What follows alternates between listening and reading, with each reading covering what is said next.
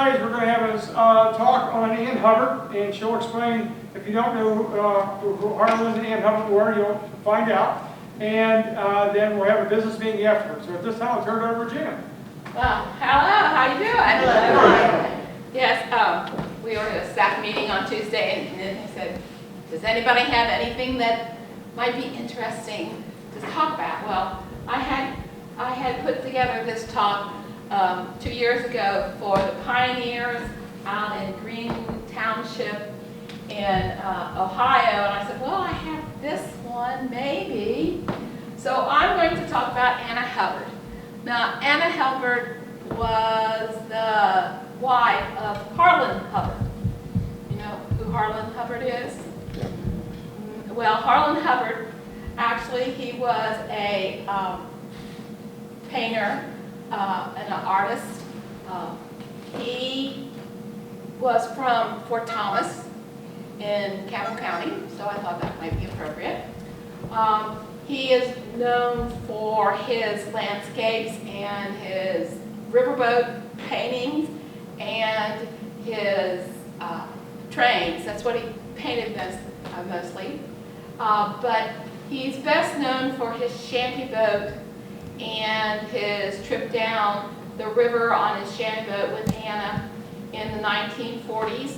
And then he and Anna went down to Payne Hollow in Trumbull County, and they lived off the land. He built his own house, and he was green before it was environmentally, good to be green. They raised their own food. They caught fish in the river. They raised goats for the milk and meat, and they lived down in Payne Hollow. And the only two ways you could get to that house, and he built his house, was to go down an old logging road down from the top of the hill and down. You had to walk down. You couldn't ride down anything. There was no way you could take a motor car or anything down to the bottom of the hill. It was a mile down the steep hill. And it's a steep hill because I visited there once. Or he would, if you want to go visit him, the easiest way was for you to go over to the Indiana side of the river, about 7 miles down from Madison, Indiana, ring a bell, and he would get into his john boat and row across the river, pick you up, bring you across the river, and you could talk with him, and he was very intellectual, but you'd probably be put to work. So he would put you to work, maybe pulling weeds in the garden, or hauling this or that. But they would always feed you, and Anna was there. Now his house also did not have any electricity or running water. They lived there for 39 years. Oh my. But Anna was his wife, and most of the time you don't hear much about Anna Hubbard.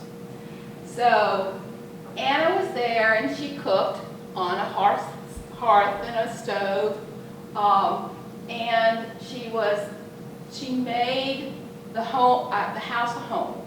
But I'm going back to the beginning of Anna Hubbard and talk about her beginnings rather than talking about her life with Harlan.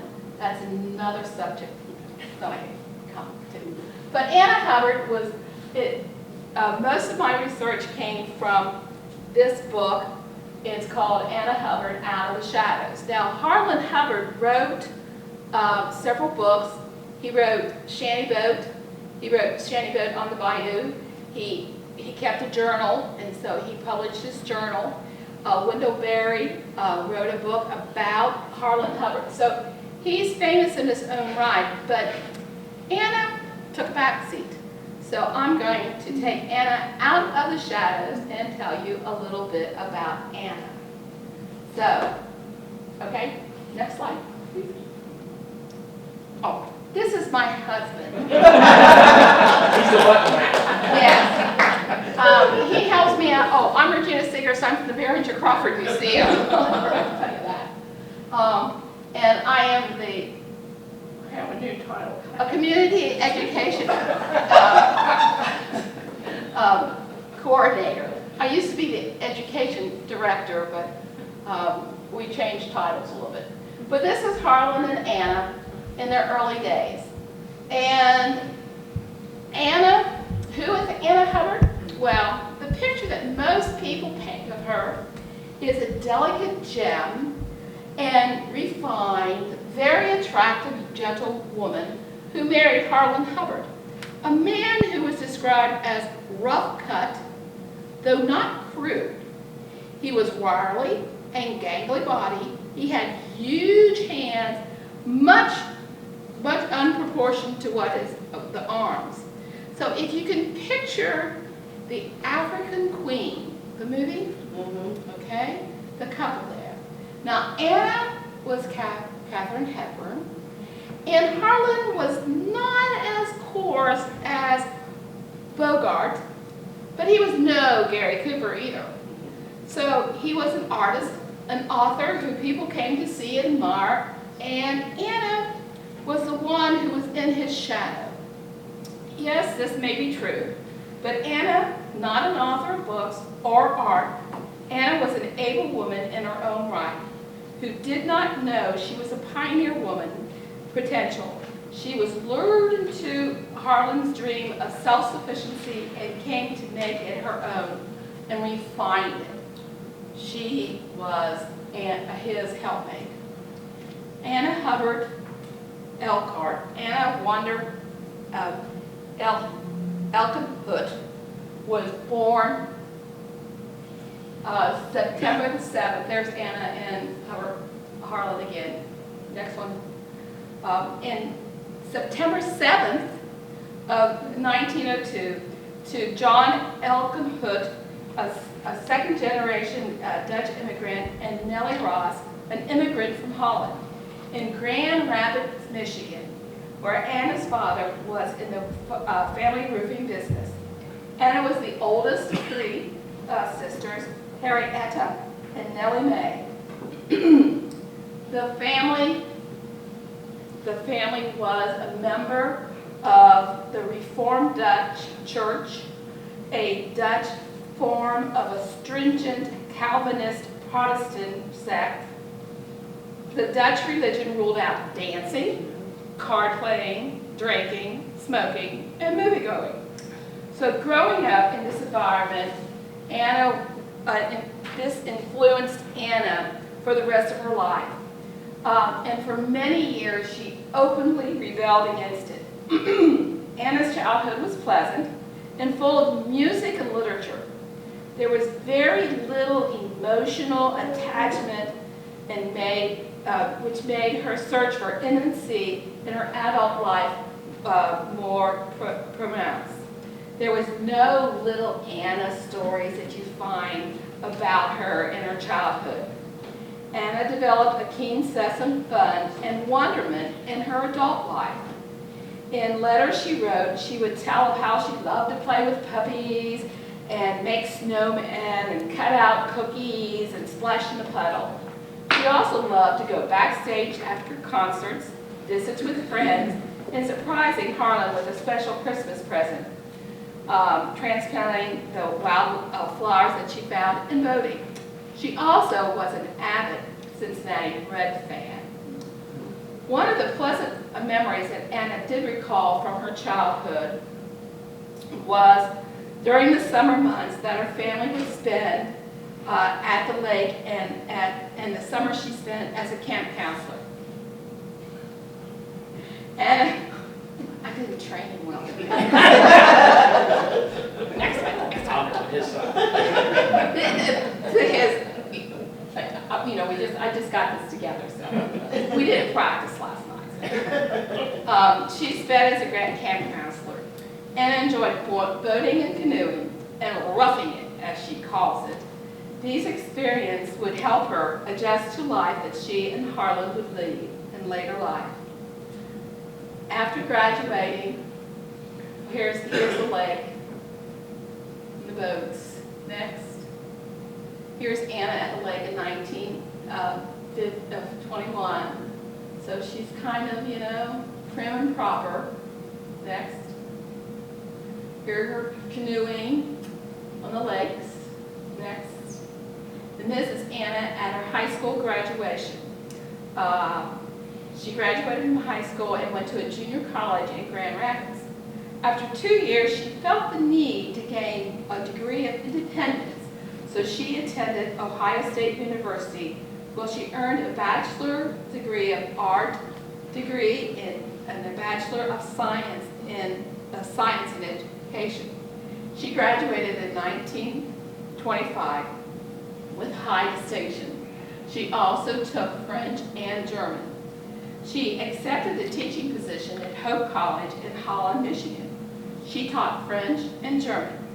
But Hope College was affiliated with the Reformed Church, and the atmosphere was very strict. The contrast was very sharp between Ohio State and Hope College. So Anna resigned after 2 years of teaching and never went back to it. Anna felt restrictive in Grand Rapids because of the Victorian culture that was there at the time. She also wanted to escape her very controlling mother. So in July of 1928, she applied for the in-service training position at the Cincinnati Public Library and was accepted. After the in-service training, the trainees were obligated to work for 2 years.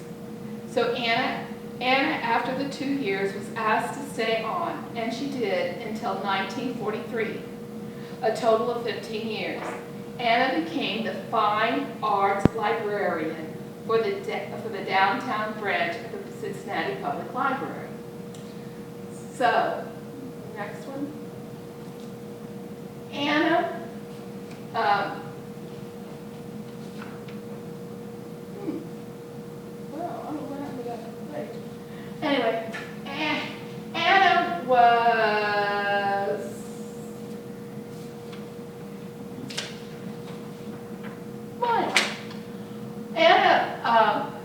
her mother did not want her to do housework, so she told Anna to go practice music. So Anna became proficient in cello and on the piano, and she and her friends would go out to the different restaurants in Holland, Michigan, and they would play for some pocket money and for dinner. So Anna was in a trio, and they went out, and this was before she went to Cincinnati. The next. Too many. Here's Anna and the Fine Arts Department of the Old Cincinnati Public Library. She was in charge of the art and the music scores and things that they kept at the library. Next. Here she is, her three sisters in Cincinnati in 1935. This was a lifelong friend that came to visit her.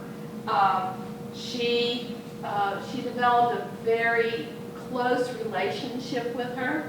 Her mother was very suspicious of the relationship that she had with Barry Pritchard, and advised Anne to, disassociate with her because she thought that there was something going on there. So Anne did so.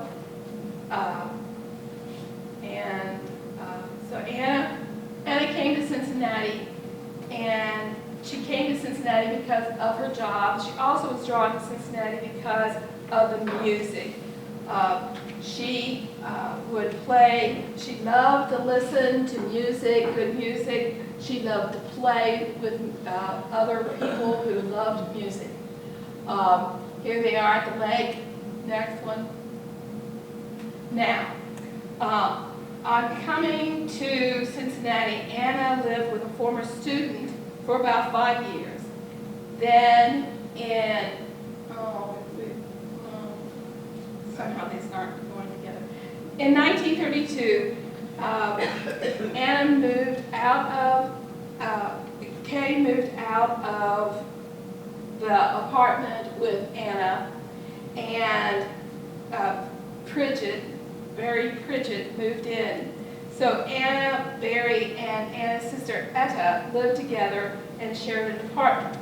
Anna and Barry had an attraction to each other, and that was unconventional for the time.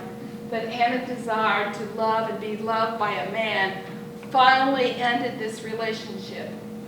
Anna, you might think Anna's first job as a fine arts librarian would not allow her many opportunities to meet men, but in this position she was able to meet men who shared her interests.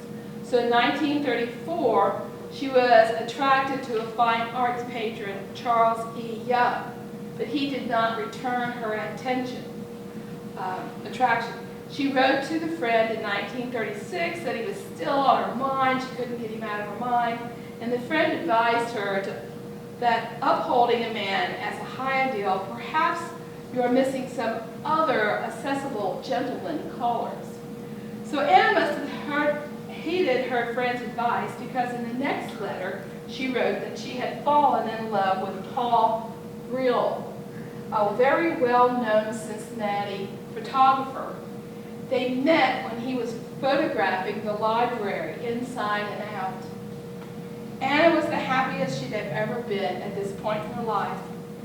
And, Paul had a wide circle of intellectual and artistic friends, confident of her attractiveness and enjoying herself in the company of a man who really admired her and wanted her. This newfound confidence attracted Charles Young, who had not given her the time of day until then. They went out to a concert, but the spark of attraction that had waned in comparison to the love that she felt for Paul, and Charles was soon out of the picture. In the early part of 1937, Anna realized that Paul was married, and that she knew both his wife and his 12-year-old daughter, Jan. Now, Mary Emerson was a daughter of two wealthy Cincinnati families. She and Paul, though, had an unconventional marriage, where Paul was allowed to pursue intimate relationships with other women. Anna continued to see Paul even after she knew he was married. If Anna felt guilty having the affair, it might have been tempered because she knew that Mary knew of Paul's indiscretion and accepted them because it made him happy. Okay,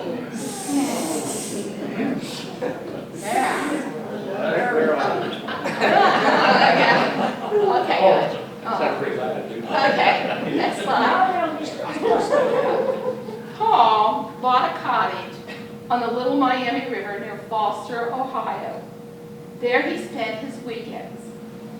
Saturday night was reserved for his special guest. And Sundays were a lively open house where the university, intelligence, symphony, musicians, foreign and political reformers met. Anna loved the stimulating atmosphere of this little cottage on the river. So, Anna kept on seeing Paul. There they are on top of the roof of the cottage.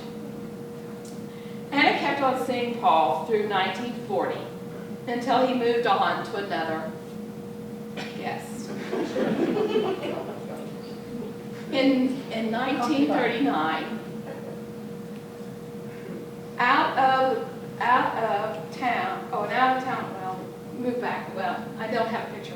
out-of-town patron inquired about the Cabbage Rose at the Cincinnati Public Library. His name was Paul Basie, an instructor of mathematics from Texas A&M. He fell deeply in love with Anna, and wrote her numerous love letters. And for a while, Anna wrote back. But in February of 1941, Anna wrote to him saying that someone else had come into her life. That someone was Harlan Hubbard.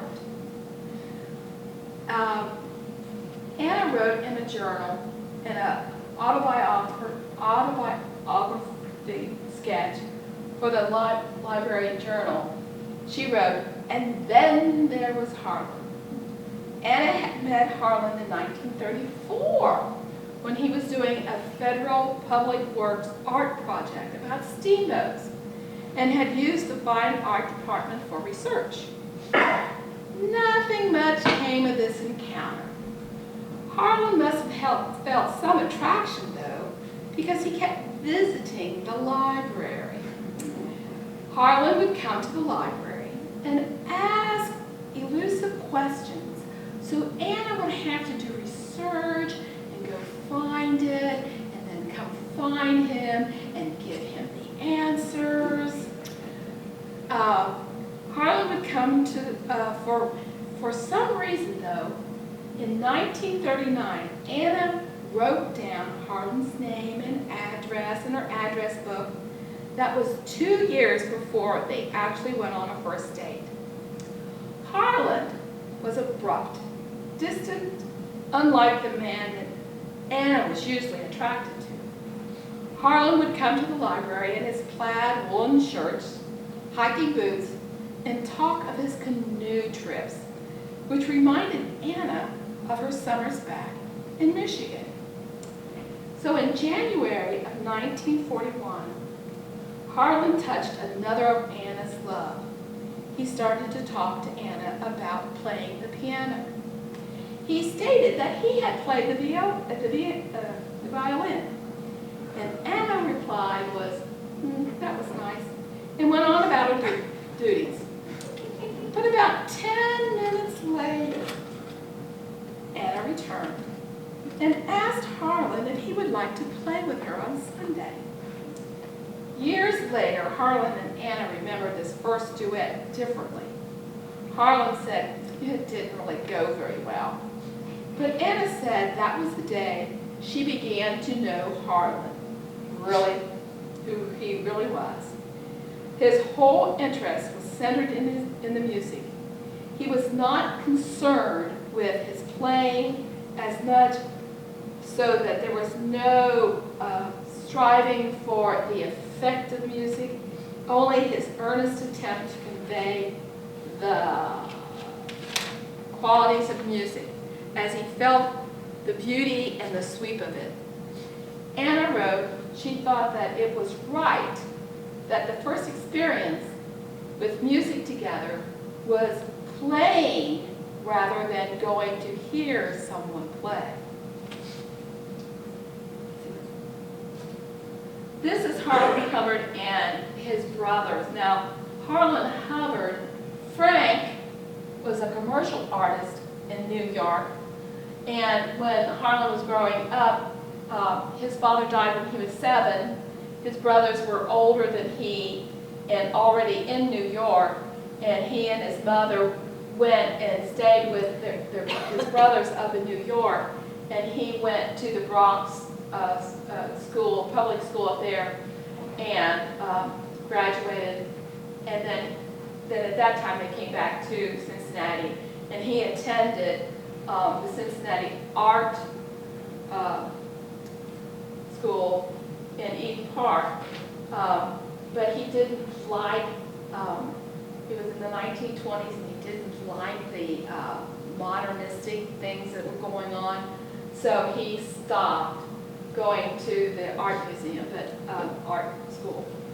Lucian is a Hollywood movie producer, so they were very well off in their chosen field. So you can tell the difference between Harlan and his brothers. All right, want to go on? Now this holds a very special part of Harlan and Anna's courtship or romance. That night, as Harlan was leaving Anna that night that they had played together, he mentioned that he was going to the International Exhibit of Dutch and Flemish painters at the Cincinnati Art Museum. He really didn't ask Anna to go, but she said, "Oh, I would like to accompany you." So on Thursday, January the 16th, Harlan picked up Anna at noon at the library. Oh, she thought that she would be taken out to lunch at a nice restaurant. But to her surprise, he drove to Eve Park, produced a brown paper bag lunch, and they sat and ate there and went to see the exhibit.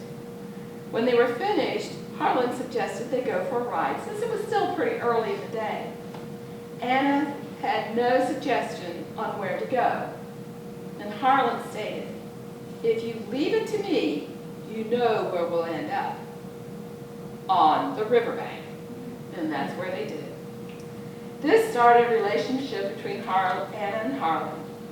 Anna introduced Harlan to her friends who played music. Harlan gave Anna a cello. Now, with her and her friends, they played a string quartet.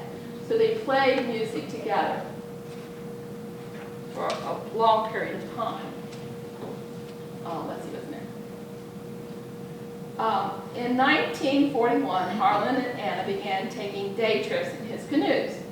He would sometimes take her to his camp high on the Kentucky Hill across from New Richmond, Ohio. His love was quite different than Paul. Harlan shunned alcohol, tobacco, and social gathering. They both enjoyed classical music, but Harlan preferred to play the music rather than listen. Paul went to the river as a visitor. Harlan went to the river as if his life depended on it. So he just loved the river.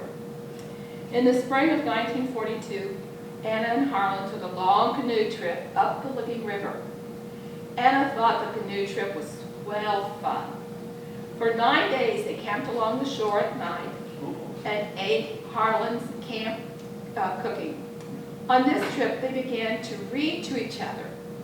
This practice continued for the rest of their lives together. The first book that they read together was The Little Chronicle of Magdalena. This was the first entry in the list of books that Anna kept for over 40 years, that she and Harlan had read together.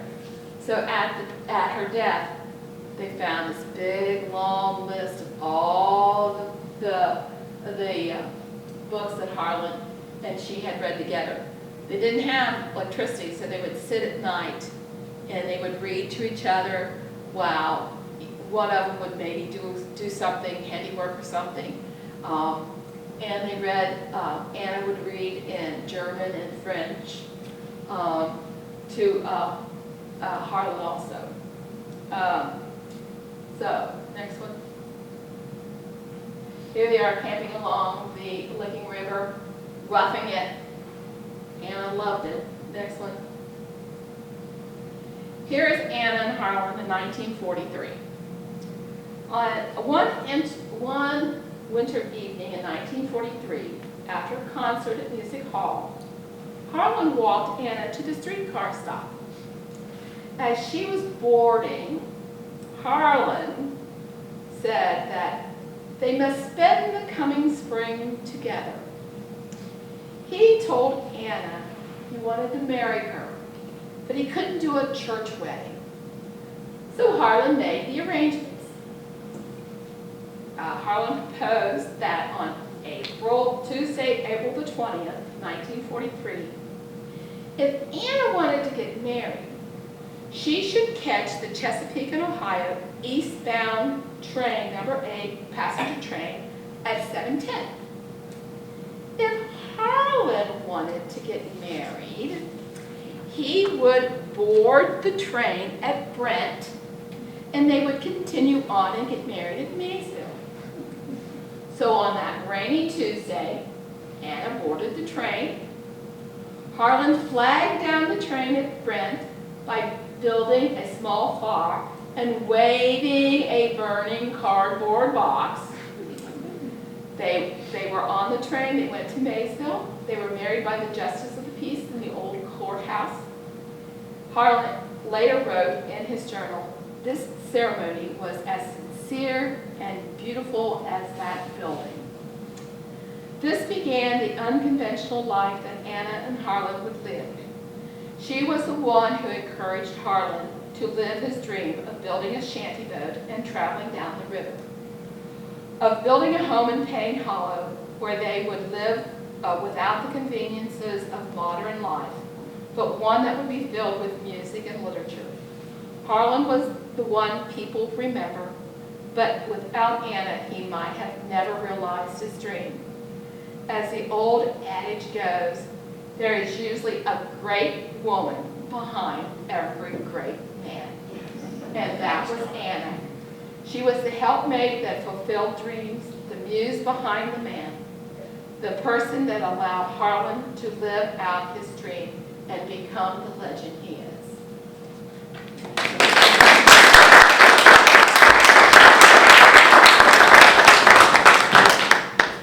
Anybody have a question? Anybody have a question? Yes? Did they both die at the home in Trimble County? Yes, sort of. Anna died, and they lived there. Anna, let's see, Anna died there, I forget the date, but Anna did die 2 years before Harlan. Harlan died 2 years afterwards. They are both buried at Payne Hollow. And they have it very unassuming. They just have a big rock there, you know. Payne Hollow is still there.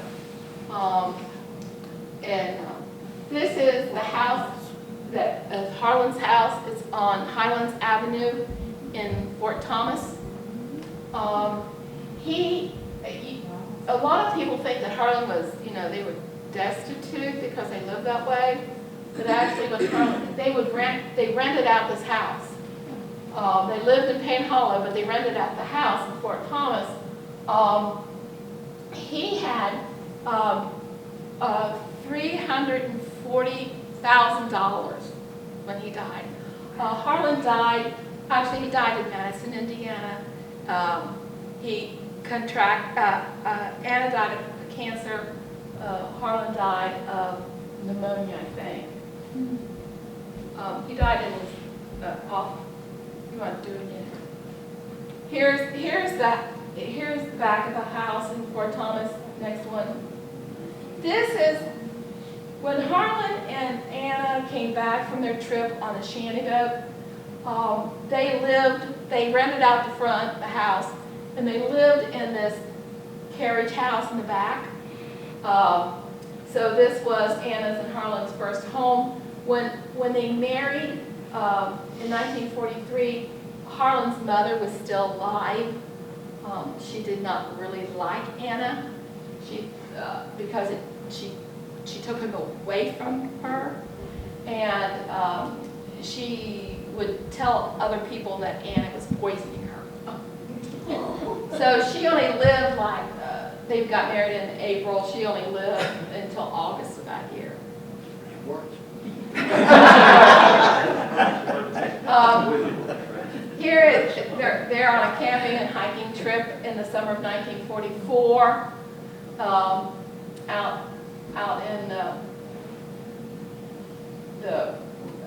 in Kentucky in this area. Next one. This is Harlan. Now Harlan built his shanty boat at Brent, and so here he is. He started to build the shanty boat. Next one, I think it should be. Here's the inside of the shanty boat. Now Harlan is also known for when they were down in Payne Hollow, a Christmas card. He would do wood cuttings, and every year he would have another wood cutting, And up here it says Christmas up here. So we do have some of his wood blocks at the museum. Next one. This is the shanty boat moored at the C&O train. So the train tracks are up here, and he built it down. His shanty boats don't have a motor on it, so they had to float down the river. But his shanty boat was unlike most shanty boats. He put 2 big windows in it so he would let light in so he could paint also. Next one. There's the shanty boat over here, and there's the train tracks. So he was very close to the train tracks in Brent. Now, is that down at the bottom of River Road, Brent part, or is that somewhere else in Kentucky? That's Brent. Brent. Yeah.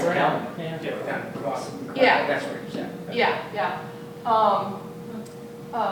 Lori Rich, who is the director of the museum, her sister became very good friends of Harlan, mainly because when he was building the shanty boat, there was a lumber company in Campbell County, and her grandfather had worked there. So he knew of Lori's grandfather, so they became, Harlan became really good friends of them. Here's his shanty boat.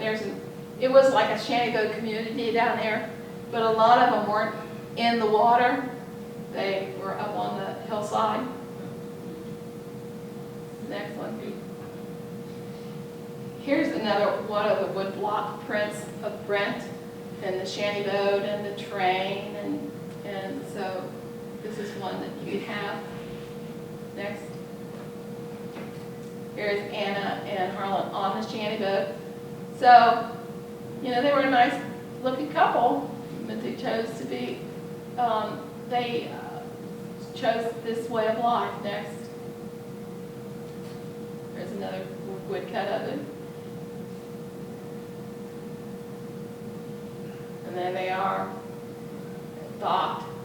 They would float down the river. They started in the spring, and they would float down the river, and then during the summer months they would pull off on shore and grow a garden, and they would can everything they could or preserve everything they could. And then in the wintertime, they would get back on the river and float farther down and dock, you know, beach again. So the first place they did dock was Payne Hollow. And when they finished their shanty boat life and came back to this area, they couldn't stand living in Fort Thomas. It was too cityfied for them. So they went back to Payne Hollow for a visit, and the people down there that owned the land sold Harlan 7 acres for $1. So they wanted Harlan, but it's downhill. I don't know what you do with it. It was a bargain, I guess. If there was no motor in that boat, how did they get back upriver? They didn't. They went all the way down to New Orleans. Then in New Orleans, they did buy an old motor, and they went through the bayous. So there is a book by Harlan, Shanty Boat on the Bayou, and they went through the bayous, and then they sold the shanty boat to a farmer who was going to use it to ferry his cattle back and forth. They bought an old car. They built a sort of a camper on the back, you know, where they could store the stuff, and they went out west for a few months, and then they came back to, they were always looking for some place to settle, but they couldn't find any place. So they came back to Fort Thomas, and then after they were in Fort Thomas for a short period of time, they went down to Payne Hollow. Here's the ice. Here's Anna Hayne close out in the snow. Here they are in the bayou.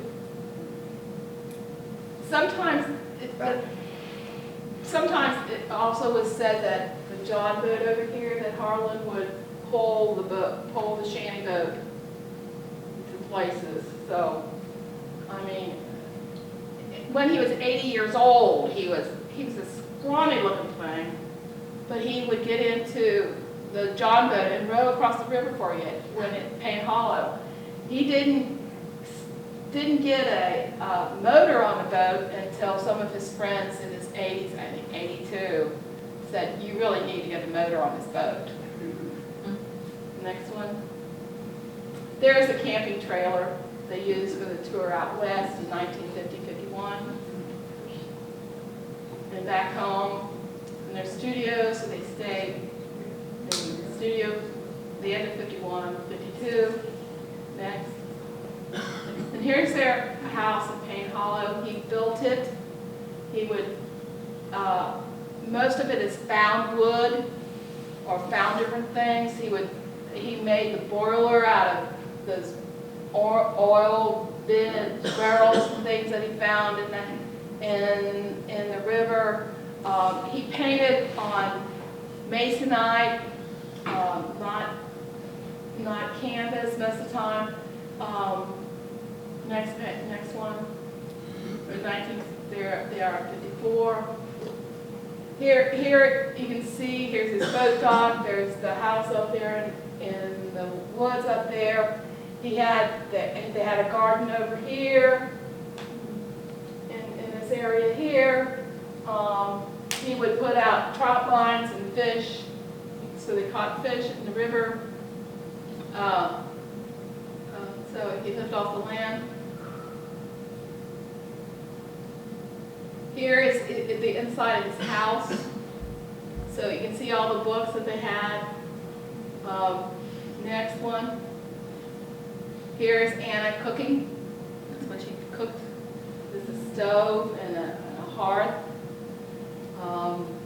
But she had blue and white dishes. They always ate hot dishes, blue and white dishes, and silverware, and she kept a house. In most of the pictures, she has these white shirts, cotton shirts with Peter Pan collars, very well pressed and everything. So she had one of those irons that had the coals in the middle of it, and she kept a very neat house. Here she is.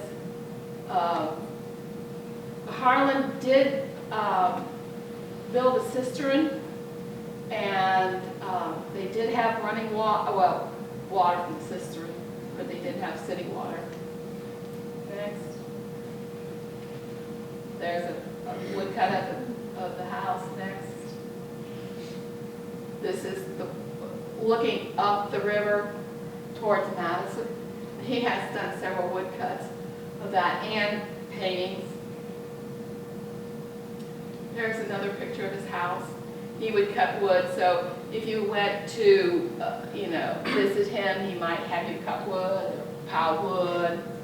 And you can see that he would find objects along the river, and he would bring it up, and he used all kinds of things. They hardly bought anything. Next, another picture of the house. Here you can see Anna with the cupboard, the cool things. He had a studio up a ways up. His house is here, and he had a studio here. He did make the concession of putting in a outhouse for Anna. Called it Anna's room. So I guess he would just go out, but he made that concession for Anna. Next one. Here she is, showing all the things that she preserved over the summer. one of the stories is they always had dogs.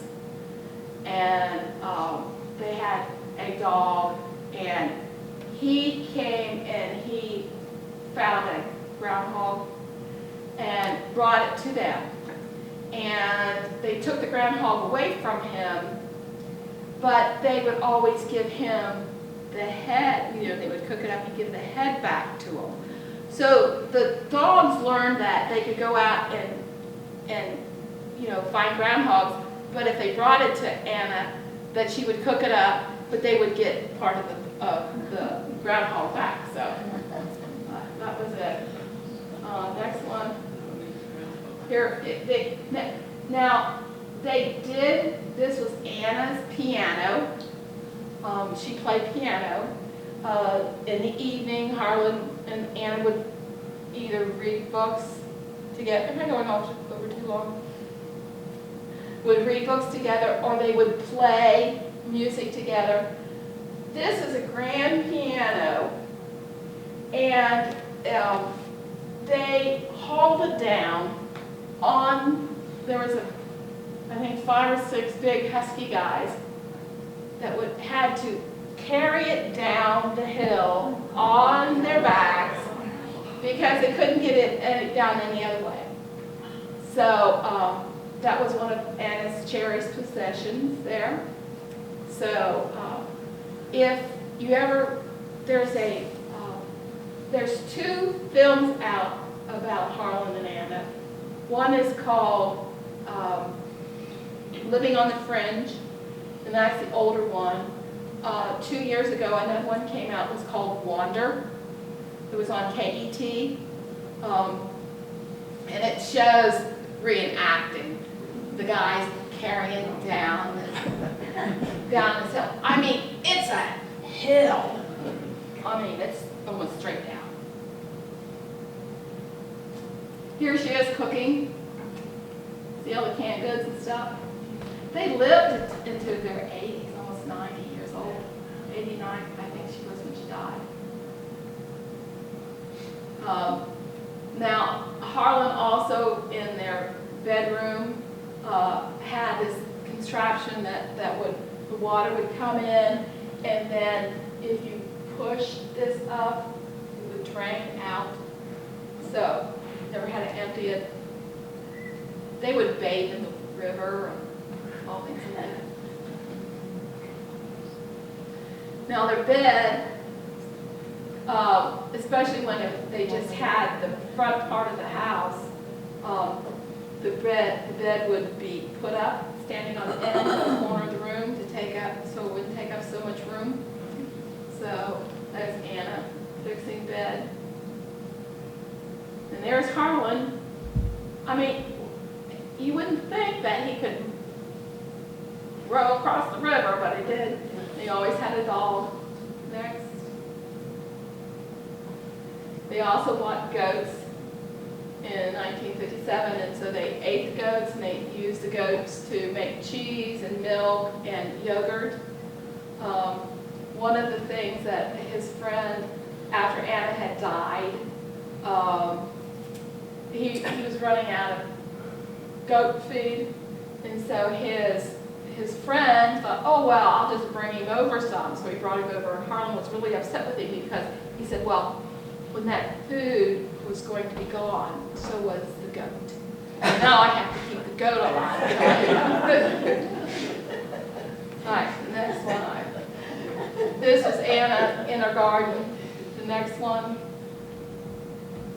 And this is Anna and Harlan.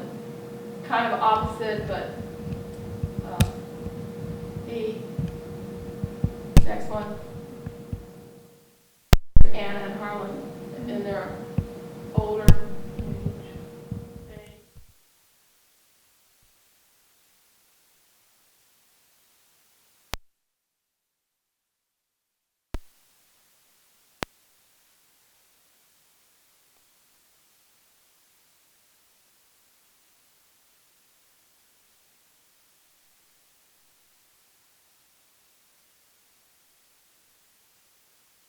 Frankfort, Indiana. Now, you've got a collection over at the museum too of Harlan. We have the largest public collection of Harlan works. We have about, I think about 30 of them. So, and Hanover College has some, yes. Where do all the photographs come from? Are those from their personal collection? Actually, most of them I got off the internet. Really? Yeah. If you Google Harlan Hubbard, you'll come up with a lot of Okay. things. I think that's about it. There's his great. Those are great. Next, and that's it.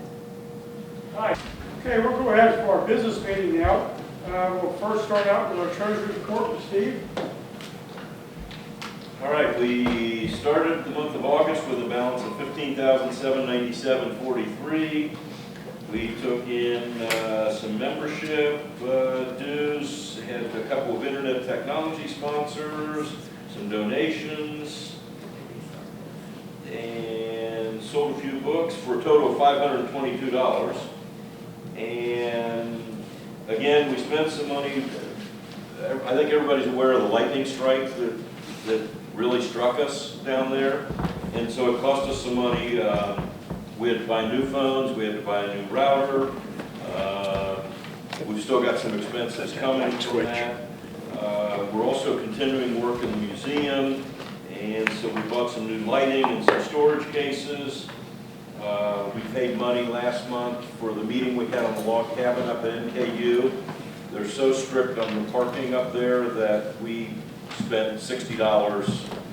We split the cost of the parking with the history department up there. The other thing, and I'll let Pam talk about this maybe a little bit later, we had a couple of old troop photos that we found that were in deplorable condition. They were in frames, they had water damage, the prints were stuck to the glass. We almost thought they were just beyond saving. And Pam took it on herself and took them to Madison Photo Works, and they kind of took up the challenge, and you ought to see what she brought back. Okay, it cost us $227 to do that, but Pam can tell you more about what they look like now. Incredible. So we spent a total of $542, left us a balance of $15,776.58. Okay, very good. Dan, last month's minutes. 32 last month. We met at the Gosney Log Cabin at NKU.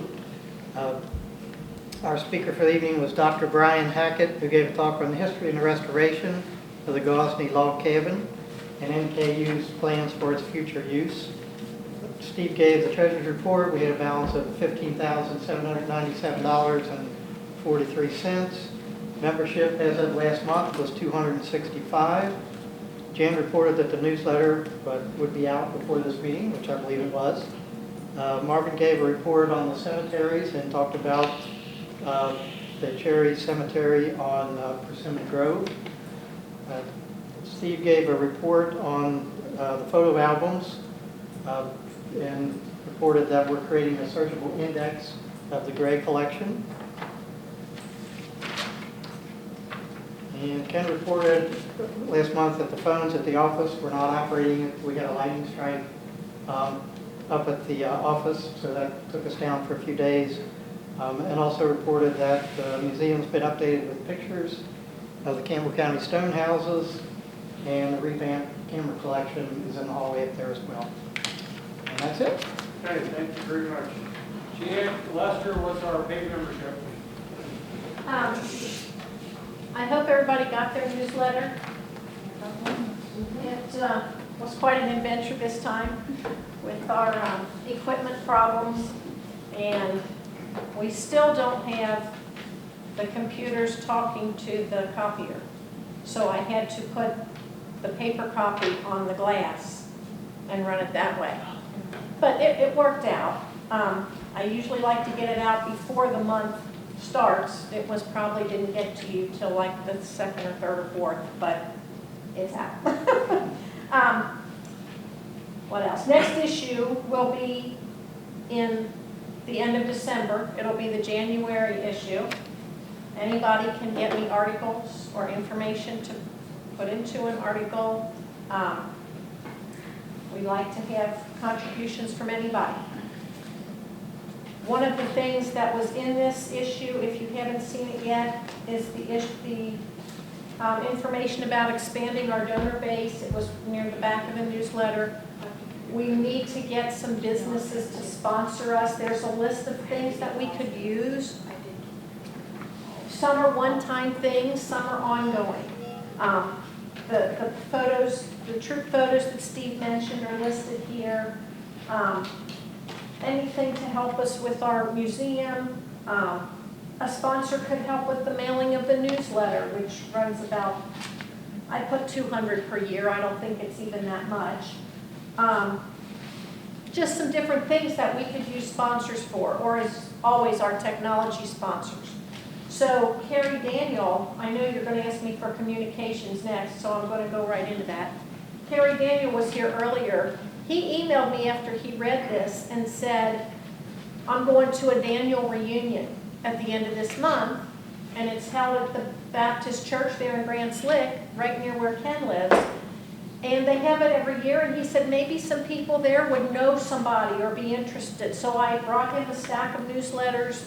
I brought him some membership applications and some extra copies of this article. Spread it around that, you know, if you know people who are longtime Campbell County businesses, they can help us, and they might have the desire to help us. Even if it's just $50 a year, they can help us out. So that was one communication with Carrie. Then, oh, and we are at the same time we're asking other people to help us. We're trying to help ourselves. We're working on a grant to help fund our microfilm reader and photo negative reader that we need for this great photo negatives to be able to turn the negatives into photographs. So we're working on a grant. We've no guarantee that we'll get it, but we're trying. Actually, a couple different grants. Okay, Saturday the 10th, that's this Saturday, the second Saturday genealogy program from the Kentucky Historical Society is Understanding DNA. If you're interested, if you've had your DNA done, you might learn some things, or if you might want to. I'll leave this right up here so anybody interested. You got to go to Frankfurt, though, for the presentation. And they always have a second Saturday, something to do with genealogy or history, and you can look it up online, too. Sometimes we miss it. Sometimes our meeting is after theirs, but this time it's not. And if anybody here is not a member and wants to sign up, I need a membership application. Anything going on with those? The biggest thing there is we're just continuing. I've made some progress on that gray collection of getting them all in the same size boxes with all the boxes labeled as to what years they're from, what the number of the file is that's in there, so it will make it easier to find. Glenn is working very diligently on the digital index for that, and when you put all of those two together, I think we're going to have something that'll make it very easy to find any of the old photographs or negatives that we have, and then once we get the scanner and microfilm reader and all that, we'll be able to very easily convert those to pictures for people. And I'll tell you, there's some really interesting stuff in that great collection. He didn't just take wedding pictures and school pictures. He took pictures for the newspapers, he took pictures for the police, for the fire department, for all sorts of people. And there's some really interesting stuff in there. So I can't wait till we get done with the digital index to see everything that's in there, and then go back and see some of the other, some of the pictures that are in there outside of just the wedding pictures and that kind of thing. Steve, we're going to put that index on the website once we get it done? We'll make that decision once it's all finished, yeah. Might be a good idea to do that. Okay, Marvin, cemetery report. Well, I've got really good news, something that's been kind of bugging us for 20 years. The cemetery in Saddle Ridge, we have renamed the Dickens Cemetery because that's Joseph Dickens. He was a Revolutionary War soldier. And a couple of weeks ago, Buck and I traipsed through the brush in the bar and the those wonderful Amur honeysuckle that you almost have to hack your way through. And I had seen these stones, but I came in from a different direction after they were moved during the subdivision building. So we did find 8 new stones with children mostly. But the important thing about finding these stones and kind of putting them together, there is one stone named Newton Truesdell that was in the original listing that we have. So now we have 8 new names, and this stuff has all been sent to Charlene, and I guess at some point there'll be pictures, but I'm kind of pleased about that. So the folks at the Saddle Ridge subdivision are kind of get together to do some wording to put a plaque up. So at least now we know where some of the stones are, we know where the other stones are, and we know where the graves are. But I don't think it's ever going to be designated as this is the cemetery. But you mentioned Cherry Cemetery. That now has about 9 burials, people that were reinterred from the St. Mary Cemetery and the Alexandria Cemetery. It's all grandparents and great-grandparents of the guy that owns the property. So he's going to be buried there too. It's going to be a pretty good-sized cemetery. Same old story, family cemetery. What happens when the current owners are gone? So I'm trying to find something through the Historical Society down in Frankfurt to see if they've got some alternative ideas or whatever, as opposed to just saying, this is now a cemetery. Thank you. Veterans Room, Pam. I updated our veteran index. We now have 13,333 veteran records up there for anyone to come up and look through or see if their relatives are in this book. The 2 new troop photos that Steve talked about will be hung on the wall as you come in. He has the troop pictures there now. Glenn hung them all, and now he's going to rehang them all because we want to make room for these 2 troop pictures. They truly are exceptional. They're from World War I. One of them says Campbell County Boys, and the other photograph says Newport, Kentucky Quota, and they are beautiful. I'm in the process of having them framed right now, and then Glenn will make those adjustments, and we'll hang them on the wall. We hope to have an open house at some point, probably within the next year, and I think it would be kind of fun if I drag out what those photographs looked like before we had them restored, and you can then see what's on the wall, because it's remarkable. And the thought occurred to me, you know, we all have photos of our ancestors, and some of them probably aren't in the best of shape.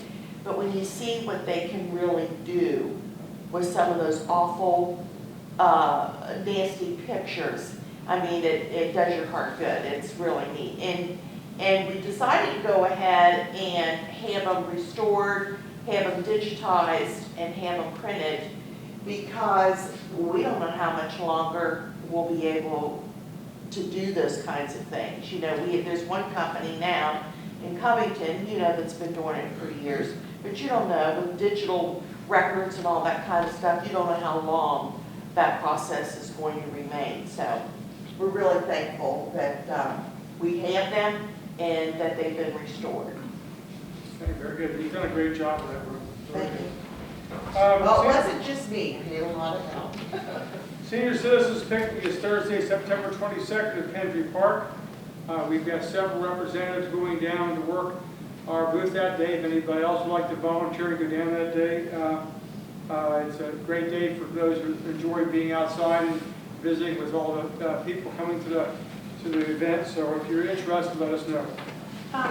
Ken, on that, even like if you're there as a participant in the picnic, and you just want to stop by and help us for an hour or so, that's fine. And you know, or just come by and visit us. We are under a little tent. They always give us a little tent, so you're underneath. You're not out in the hot sun, and it's a really nice. The Senior Citizen Picnic is a really nice event. Okay. Future meetings. Mark Schlachter, who's supposed to give our talk tonight, is going to supposedly give us a talk next year now, so we'll see how that works. October 13th, we're going to Newport City Building. We're having a talk on George Wiedemann. Dr. Don Talsman from UC is going to be the speaker. October 16th is the Camp Springs Herb Store, which we're going to be at the table at. November 10th is our Water City building here. It's going to be in Beverly Hills, done by the retired fire chief from Southgate. December the 8th is our Christmas social, and Heroes of Kentucky Dulcipers are going to play. Who is January? January is going to be a gentleman by the name of Dave Killen, who did a master's thesis on the Marianne Theater down in Bellevue, and in doing his research, he researched all of the theaters in Campbell County in northern Kentucky, and so he's going to talk to us about all the old theaters, even going back to the Hippodrome down in Newport. Okay, so back to the late 1800s. So that'll be here at Wilder. February 9th, for celebrate Black History Month. Bridget Stryker from the Boone County Public Library is going to give us a talk on the Underground Railroad. On March the 9th, we're having a talk on the history of the Alexandria VFW 3205 by Marietta Cadillo. She's been a long-time member. She's going to speak about that. We're still working on April and May, so maybe Mark will do April or May for us next year. So if you have any kind of places we haven't visited yet, or a speaker or a topic we'd like to see us done, I mean, sometimes it takes 2 or 3 years, and sometimes it doesn't happen at all, but I'll try my best to make it happen.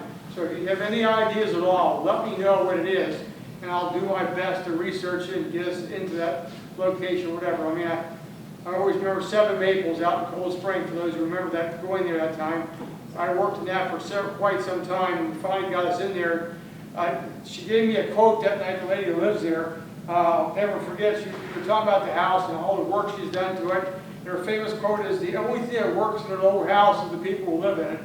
That's true. I mean, our courthouse is a good example of that. You know, after the lightning strike, we had all kinds of things wrong. For 3 weeks, we were out of everything up there, and that's just the way it is. I have log cabins, and you forever have to fix something. So it's an ongoing battle when you have an old building, but it's a neat thing to be involved with. So that's our meeting for tonight. I want to thank everybody. Yes, Shirley. 2 things, please.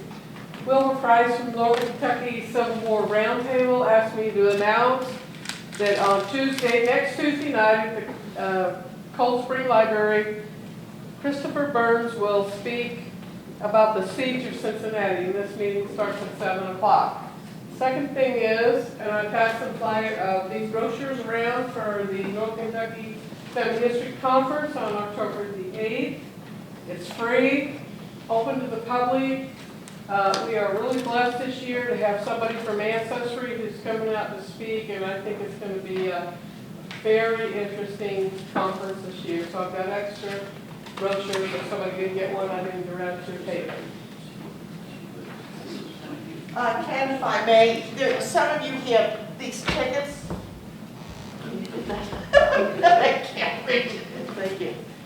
We have tickets from the Wilder Fire Department. They're selling dollar chances for their turkey raffle, and asked if we would mention it to our members if anyone wants to buy it. If you do, they're $1 a piece, and just give them to me and we'll turn them in as we leave. So, thank you. All right, thank you very much. Steve, you got one last thing? Ken and I have put together a list of ideas for meetings. We have a lot of great ideas. We don't always have an idea for who can make the presentation on that. So if anybody wants to stop by and take a look at this list that we're kind of working off of to put meetings together for next year and the following year, and if you know somebody that might be able to give a presentation on that, love to have some contact information, and we'll get in touch with them and see what we can put together then. One thing I'd really like to put together is a talk in the Blue Licks Battlefield down in Robertson County. If anybody has a connection or knows somebody that would have background information or anything about the Blue Licks Battlefield, I would really appreciate that. All right, everybody, yes. I have one more thing. When you talk about the roster of military people, Barringer Crawford next spring is going to have a exhibit about the Korean War, and we're still looking for people that was in the Korean War for interviews, for personal interviews, oral history. So if you know anybody that would do an oral history of the Korean War, if you would get in touch with us. We do oral histories, and they've probably done several. You can talk to Shirley, or she probably already has them done. They do oral histories all the time with veterans. Okay. All right, thank you very much. Have a safe trip home.